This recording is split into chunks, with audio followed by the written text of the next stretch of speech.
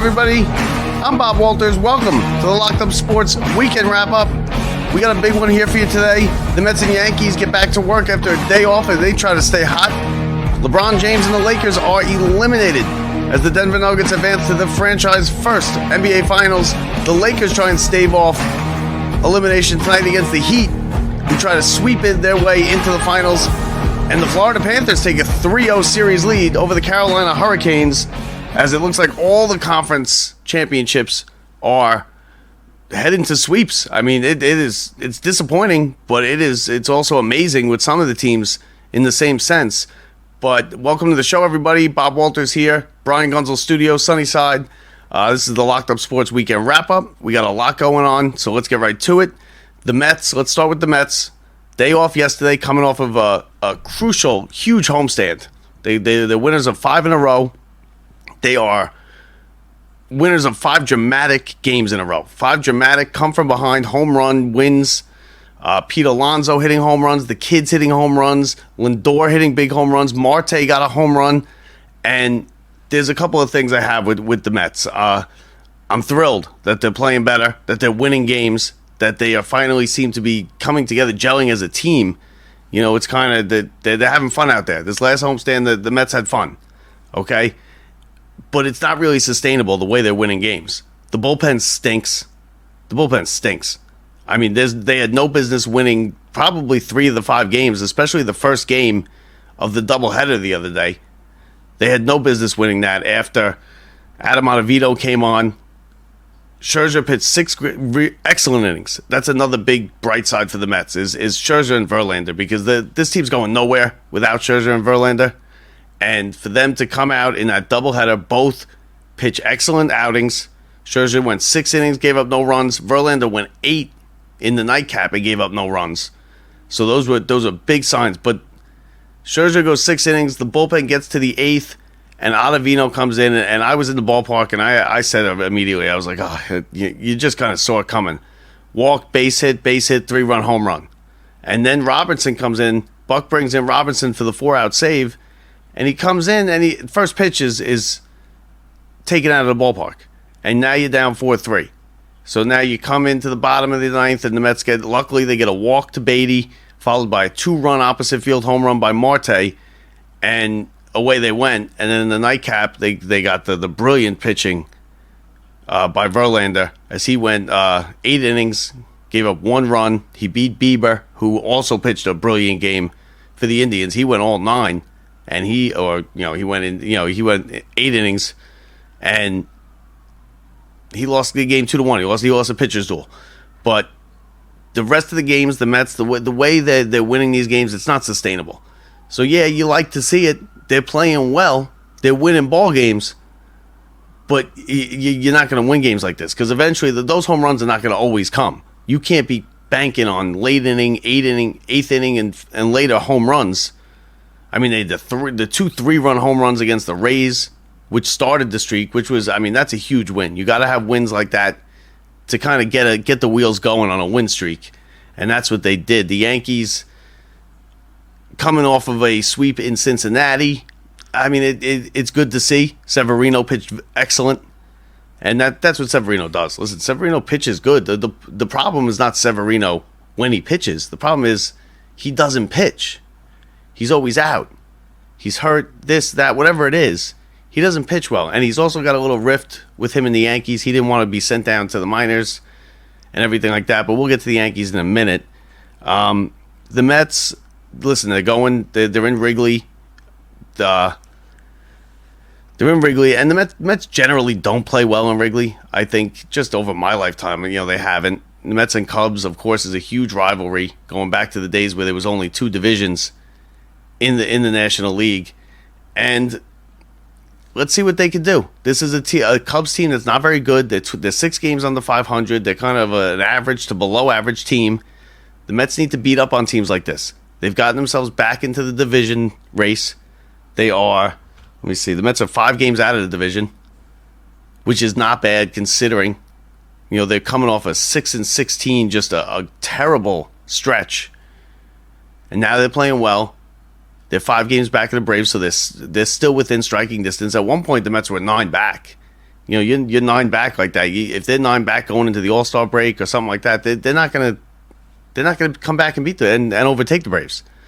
The Mets are not gonna do what the Braves did last year. They're not that kind of team. The bullpen needs to be addressed. Okay, there are certain things. The bullpen, we just said, needs to be addressed. That you can't be blowing leads like this. You need a bullpen that you can count on, that can get outs, that can get big outs, especially that can get to your closer. Now, we all figured going into the season with Diaz going down in the WBC that the closer position would be the issue. The closer position has not been the issue because Robertson has come in and he's pitched very well. Besides that home run the other day in the 8th, which, okay, it's going to happen. That's going to happen. But he's pitched very well. That's not been the problem. The problem has been getting there. It's been Raleigh. It's been Ottavino. And Ottavino's no good.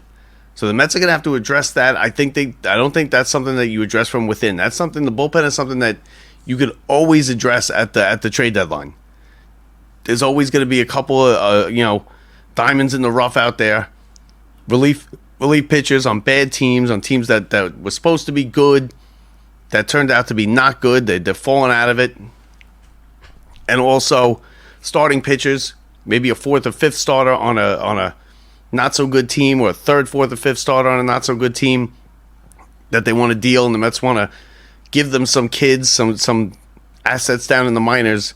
But that is something that has to be addressed. Something else going on with this team, which I've noticed recently, has just been kind of bonehead plays. Okay, things you don't usually see from Buck Showalter managed teams. Bonehead base running plays. You had Marte the other day fixing his gloves while he's standing 3 feet off the bag. What the hell are you doing? Like, that's something that you see like in T-ball or in low level of Little League, where the guy's picking daisies and he gets picked off. You can't have that, okay? You've also seen other bad base running. McNeil has made a couple bad base running errors. Throwing the wrong bases, things like that. It just things that you don't see from a Buck Showalter team.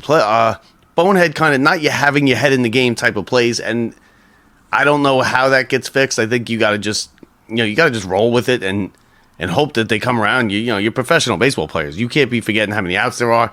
You got to know what base to throw to. You got to know how to run the bases. You got to know when you can go first to third. You got to know when you can and you cannot take a chance getting to third base and making it out. I mean, one of the first things they teach you in Little League is don't ever make the first or third out of an inning at third base. The Mets have made the first and third out at third base multiple times this year. So they got to get that straightened out. This team is not as broke as they looked during that 6-16 stretch. That's usually the case. Usually when a team's not as good as they look when they're going real well, and teams are not as bad as they look when things are going poorly. And that's how kind of the Mets are. The Mets are not as good as they look. They're not going to be hitting 8th inning home runs all year. Come from behind, huge 3-run home runs. That's not going to happen. But they're also not going to, they're not as bad as they were when they were 6-16. And thank God for the Knicks and the Rangers, right? Because that kind of took, we had one eye on the Knicks and the Rangers and one eye on the Mets and the Yankees, who both were not playing well. And they would have been getting slaughtered. I know me and Brett and I were killing them. We were starting to lose hope, but we also had the Knicks going on, which was a huge story. So it kind of distracted us a little bit. And now the Mets seem to have worked their way out of the funk. And we'll see what they can do on the road as they go to Chicago for 3, and then Colorado for 2 games, and then home for the Phillies. Now the Yankees have a big series this weekend, okay? It's Memorial Day weekend coming up. It's not this weekend. I'm sorry. It's the week, but you hit Memorial Day weekend, and that's kind of the first check of the baseball season. You hit Memorial Day weekend, you kind of see where you are. Okay, you're 50, 60, 55 games, something like that into the season. That's when you first can kind of look around and say, okay, how are we? Are we a good team? Are we going to be in this race? You start to evaluate the teams. Before that, it's early. It's too early. Don't look at them. It's still early. You hear that all the time. Well, now when you hit Memorial Day, it's not really early anymore. Okay, you've crossed the quarter pole of the season. Now you start to get serious. You want to start winning these division games, and the Yankees have a division series and a team that's ahead of them coming into the Bronx tonight, and that's the Baltimore Orioles. The Orioles are young, okay? They played well. They've pitched well. They are somehow only 3 games behind the Tampa Bay Rays, which with the start, I mean, the Rays were playing 800, 850 baseball, which that's another thing that's not sustainable.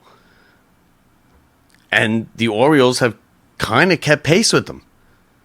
You know, the Rays have come back down to earth a little bit with the help of the Mets last weekend. They've now lost, I think, 14 or 15 games total for the season. They have a 3-game lead on the Rays. On the O's, and they got a 6-game lead on the Yankees. So now the Yankees also seem like they're in the race. 6 games is very doable. But when it's 10, 12, 13, which is where it was headed and where it was for a little while, that's not sustainable. That's not something that you're going to overcome. You know, if you look up at Memorial Day and you're 12, 13 games out, you're not feeling good about yourself. So the Orioles come into town. Big series for the Orioles. I think it's a bigger series for the Orioles only because the Orioles aren't good. The Orioles haven't been good in a long time. Okay? They now have Rutschman as the catcher. He was the top pick. He's hitting the cover off the ball. They got a decent pitching staff. The Yankees got Severino back, who pitched well when he pitched. And like I said, Severino, the problem is not when he pitches. When he pitches, Severino is an excellent pitcher. Lights out most nights. The problem is he just doesn't pitch. You can't keep him in the lineup. You can't keep him on the team. Now, he went down. He was bitching and moaning to the Yankees about making these rehab starts. He didn't want to do it. He didn't think he needed to. There's a little rift there. It didn't seem to affect him the other day as he pitched excellent. But again, it was against the Reds. It wasn't against the Rays or this Orioles team. So we'll see how that goes. The Yankees starting pitching has been an issue. Cole, one of the, if not the best pitcher in the game right now, one of the best pitchers in the game. The bullpen has been decent. They've kind of got the bats going a little bit. They got rid of some dead weight. The Yankees finally make the cuts, but they finally made the decision to get the dead weight off the team. Now they cut Aaron Hicks. And then 5 minutes later, they had to cut him a $27 million check. And listen, that's why if you have kids, you steer them towards baseball instead of football. Because if Aaron Hicks was a football player for the Jets or the Giants or any other NFL team, he would have been cut, and then he would have got next week's check, and then that's it. It doesn't matter if he had a $500,000 contract or $300 million still left on his contract or $300,000 still left on his contract. He would have got next week's check, and then that's it. He plays baseball. He's owed $27 million still left on his contract. The Yankees cut him the other day, and then they cut him a $27 million check. And that right there, forget everything else, that is the reason why you choose baseball over football if you're lucky enough to be, have the talent to have a chance to play or have a child that has the talent with the chance to play. So a big series out in the Bronx. Yankees and Orioles. That gets underway tonight. Both teams had a day off yesterday. It was a rather light day in baseball. It was one of those, following the weekend. They have a couple Mondays like that where not many teams play. There were a couple day games, but whatever that was. The Lakers, LeBron James. LeBron James yesterday, listen, he's going to catch a lot of grief from the LeBron haters, from the Michael Jordan section of the crowd. Oh, he got swept. He couldn't do it. If you watched that game last night and you watched the series like I did, the first half last night was one of the all-time first halves for LeBron James. He just carried that team, and yeah, they lost, and yeah, they got swept, and they weren't good enough. They weren't supposed to be here. That's the problem with LeBron James's career, is that he's been on a lot of teams where he is basically it. He's the only player that's decent. Now, this was not one of those teams. He had Anthony Davis, who just we'll get to that in a second, because as always he does, Anthony Davis disappeared in the big spot. He got the title. It was a COVID title. I am not an Anthony Davis fan. I've never been an Anthony Davis fan. I felt like he's soft. I feel like he disappears in big spots. And that's what he did in this series. For him to come out and say, it's my fault, my team wasn't ready to play. What do you mean they weren't ready to play? It's game 3 of the conference finals. It's a must-win game. You're down 0-2. If your team's not ready to play that night, when is your team going to be ready to play? And this was a championship or bust season for the Celtics and for Boston in general. The Bruins, you know what, the bed in the first round. And we're going to get to that in a minute too, because the Florida Panthers, I don't even know what to say about that. But the Bruins out in the first round. Now the Celtics, and I even said it when the Bruins lost. They still have the Celtics. At least they still have the Celtics. And now to come out and to go out the way they look like they're about to go out is just got to be disappointing and disheartening for everybody up in Boston. So, but back to LeBron James. LeBron James, he's an all-time great. Is he better than Jordan? Is he not better than Jordan? Who cares? And I hate having the argument, because when you make the argument, when you say, I think LeBron's better, the Jordan people think you're saying Jordan sucks. When you say Jordan's better than LeBron, the LeBron people think you're saying that LeBron sucks. If you're saying somebody's second best all time, they're still good. It's still a compliment, okay? So we're not going to go there with that today. But LeBron, he did everything he could. And they got beat by a better team. The Lakers, let's face it, the Lakers weren't even supposed to be there this season. They had a roster that made no sense coming into the season. Anthony Davis played well. He did play well up until this point. He played excellent during the regular season. He played well during the first 2 rounds of the playoffs. Not so much in this series. And it wasn't something that LeBron could overcome. He couldn't overcome and win the whole series by himself. And that's what happened, and they got swept away. And Denver's not going to be easy to beat. They're going to be heavy favorites over the Heat. But it's one of those destiny things with the Heat. I mean, they're running over everybody. To be honest with you, the toughest challenge they had was the Knicks. Knicks took them to 6 games, and we're really 1 or 2 possessions away from forcing a game 7, which I think they might have even won. Now the question is, as a Knicks fan, do you feel better about the loss to the Heat now that the Celtics have basically been run over by the Heat? Or do you feel like, damn it, we could have beat the Heat, and now look at this, we could have beat the Celtics? So I don't know. I really don't know how I feel about that. I'm not somebody who, I want the team that beat me to win the whole thing so I could say we lost to the champs.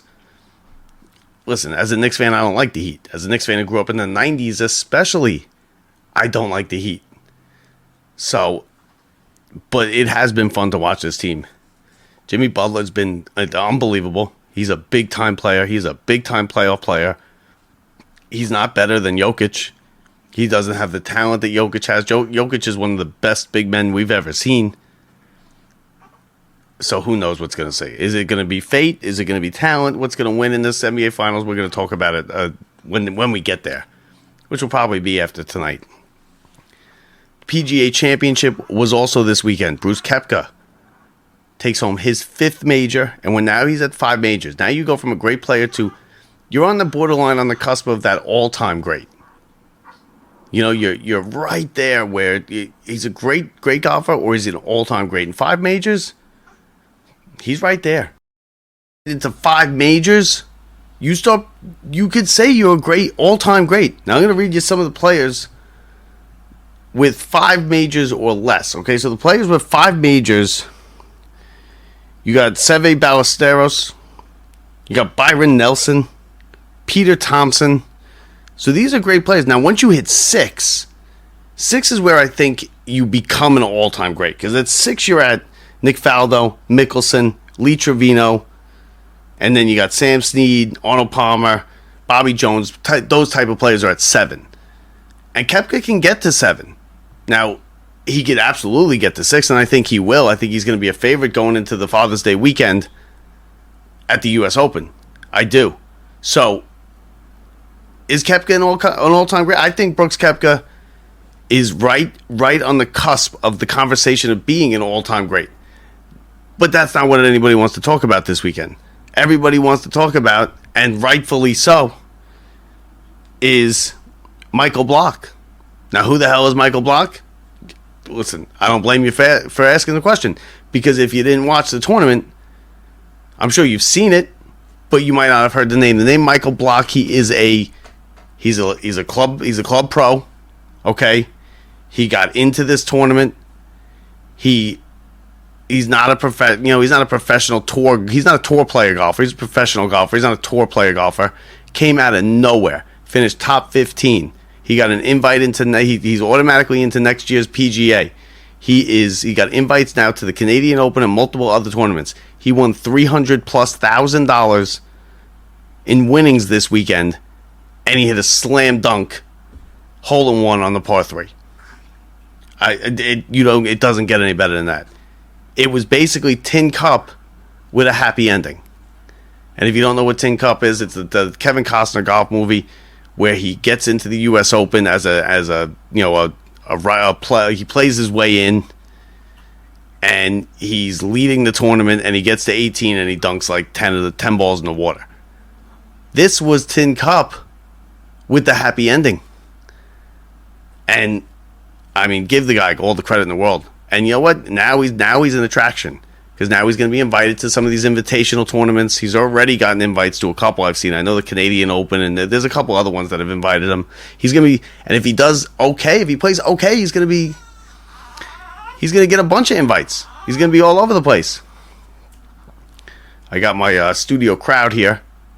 I am on babysitting duties today for our lovely Bethany Hope Walters, who is the Mets' newest good luck charm. She's yet to be on this earth for a Mets loss, which is pretty incredible. So if you hear any crying in the background, that's what it is. Listen, give this guy credit. He was a fan favorite. They were going crazy for him. I've never seen a hole-in-one like that before. I'm sure it's happened. I've never seen it where the ball just lands directly in the cup. They're calling it a slam dunk hole-in-one. It looked like a Curry 3. Nothing but net. It didn't even. I mean, I'm surprised it didn't even bounce out. It hit. I'm surprised it didn't go straight in and bounce out. That's how hard it was hit. That's how perfect it was hit. And what can you say? It was fun watching him. Is he gonna go on win tournaments and have a great career? No, he's not. But is he also the guy who won? Who I can't even remember his name right now as I'm thinking of it. The guy who won the slam dunk contest this year from the G League or wherever he came from. He's not him either, because you know why? He did this in the major. He was a top 15 finisher in a major championship, a PGA Championship. That was a dunk contest. And give the guy credit. He made headlines. He was great entertainment. It was fun to watch. It's different. It was like if he scored 40 points in Game 6 of the NBA Finals. That's what that guy would have to do to equal this. That's how impressive this is. So we'll see what he does going down the road. But either way, he had his moment in the sun. And listen, all power to him. And now he could probably double or triple his price for golf lessons at whatever club he is the club pro at. So there's that. Now last night, before we go, I want to talk about the NHL and the Florida Panthers. This is my favorite thing going on right now in sports. Okay, of course the Mets and their home runs and everything. Okay, that's fine. I'm a Mets fan. My favorite thing in sports right now is the Florida Panthers. This is unbelievable what they're doing. Their goalie, what they've done here is what everybody says can happen in the NHL. They've hopped on the back of a red-hot goalie, and they said, take us to the finals and take us to promised land, and that's where he's headed. Bobrovsky has made unbelievable saves. He has stood on his head. He won a 1-0 game last night. He won a 4-overtime game in Game 1 for the Panthers. They came out of nowhere. They backed into the playoffs, and the very last day they needed a collapse by the Pittsburgh Penguins just to get into the playoffs. They needed shootout wins over the Rangers the second to last day of the season, and then another win over the Bruins. They come in, they beat Boston, the best regular season team we've ever seen, 43 points in the regular season better than the Florida Panthers, and the Panthers beat them in a Game 7 overtime.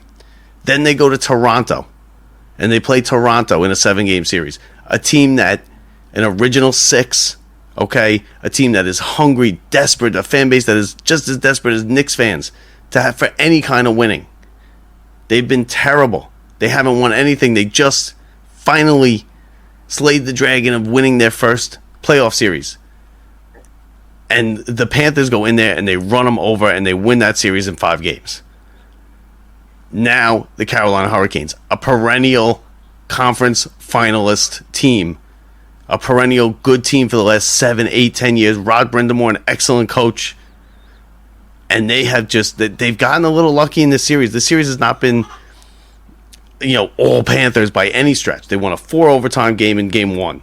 Then they won an overtime in game 2. Game 3, they win 1-0 on the back of Bobrovsky, who's just making unbelievable saves. He's got an unbelievable stick and blocker, stick side with the blocker. He's unbelievable, and he's winning these series for them.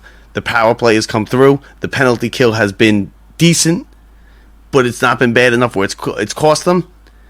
They've scored timely goals, they've scored overtime goals, they beat great teams, and this is a team that nobody picked. Nobody would have even thought to pick them. If in the beginning of these playoffs, if you said I got the Panthers, I got Bobrovsky and the Panthers. What are you kidding me? Bobrovsky wasn't even playing when the playoffs started. He has now come on here and he has just taken the league by storm. Now, he's a goalie who has played in the past. Don't get me wrong. Bobrovsky has been a good goalie in this league. But he has come on out of nowhere, and he has put this team on his back, and they are now 1 win away from heading to their second franchise Stanley Cup final. First one in 97. They lost. I believe they got swept. John Van Beesbrook was the goalie. I'm not positive, but they did lose. This time, this more than anything else, the Heat or anything like that, feels like a team of destiny. It just does. It just has that feeling, and I've loved every second of watching these Panthers play. I think they're winning tight games, they're winning blowouts, they're beating original 6 teams, they're beating the best team that's ever come through the regular season in the Bruins. I mean, give them credit. I'm rooting hard for them. I'm rooting hard for the Panthers. I think they sweep this series tomorrow night. And I think they go on to the Stanley Cup Finals, and I think they could beat either of the Western Conference teams coming out. And it's been fun to watch. It was disappointing when the Rangers went out. They went out in a very disappointing way. Their coaching search still ongoing.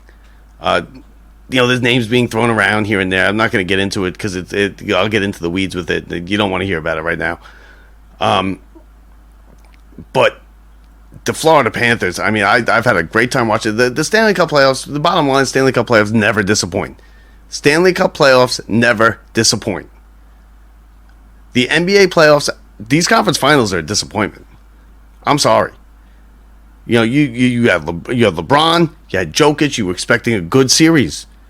A lot of people picked Denver 6 games, something like that, but you expected the Lakers to show up, and it turns out they weren't as good as we thought they were. So, they're out. The other series, Miami's kind of a feel-good story. It's just down in South Florida. Something in the water down in South Florida. Miami's a good story. You didn't expect them coming, but they've been here before. Miami's conference finalists, last year or 2 years ago. They've been here. You didn't see it, okay. You didn't see it coming. They beat the Knicks. But this Florida Panthers story is just unbelievable, and I hope they finish off the job. I really do. I hope they raise the cup 2-3 weeks from now, and we're going to be talking on Friday to a big hockey fan. And as you know, clearly I'm a sports junkie. Some of you also know, some of you may not know, that I'm also a news junkie and a politics junkie. Love news, love politics, follow it, like it's sports. We have NBC News, one of the top correspondents for 25 years at NBC News, Kevin Tibbles. You've seen him. You know him. He was on NBC Nightly News with Lester Holt. He was on Meet the Press. He was on the Today Show. He's been all around. He's covered everything from Princess Diana's funeral, Barack Obama's inauguration. He's been in war zones reporting. He has covered 5 separate Olympics. And he is a big-time Toronto Maple Leafs fan. So we could ask him. He weighed firsthand as the Panthers ran through his team. And I I'm very excited for the interview because, like I said, I'm also a news junkie and a politics junkie on top of being the sports junkie. So I can't wait for it. It's gonna be fun. It's gonna be a great interview. He's one of the top correspondents. When he retired, I believe 2 years ago or last year, when he retired last year, they had tributes on the nightly news, video tributes on the Today Show. It's a big name, so I'm excited for it. I think you're going to be excited for it. I'm excited to bring it to you guys. Me and Brett will have that for you Friday. Okay? Just make sure you watch it, because I promise, sports fan, it might not be a full geared sports show. It's going to be, we're going to talk plenty of hockey with him, because he's a good hockey fan, and that's how I ended up coming across him. Is I saw him posting about the Toronto Maple Leafs. And that was another story that I was kind of following, was the Maple Leafs, because it kind of paralleled the Knicks for me. I thought the Maple Leafs fans kind of paralleled the Knicks story, so that kind of got me into that. And I seen him posting on Twitter and everything, and I was like, I gotta have this guy on. This guy's great. And he agreed to do it, and he's coming on Friday, so it's gonna be an excellent show. Brett and I will be there. We'll have it out for you Friday night. It'll be good for the weekend for you guys to listen to and watch, of course. So tonight we got Mets Yankees back in action. Mets in Wrigley. Yankees home, big series against Baltimore. NBA tonight, NHL tonight. It's all on the table. Big weekend ahead. Big week ahead.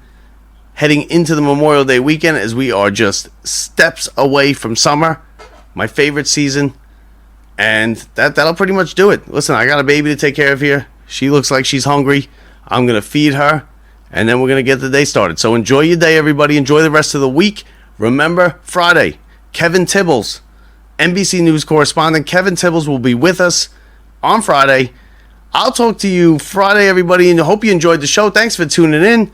I'm Bob Walters. We leave you tonight with some sounds from the weekend that was in the world of sports.